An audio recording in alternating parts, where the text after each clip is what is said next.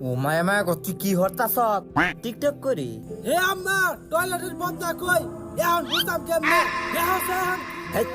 এই টিকটক করে তোর কি হইব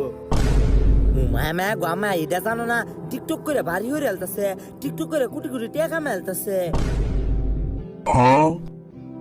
এটা মিছা কথা কার কাছ থেকে শুনস আরে ভাই এটা হাসা কথা ইউটিউবে সার্চ দাও যায় রে ইউটিউবে সার্চ দেই এটা বাদ খায়া এখন খাইতাম না ভাত খাইতে না রাতে ভাত খাইতাম না যাও মন থাকে যে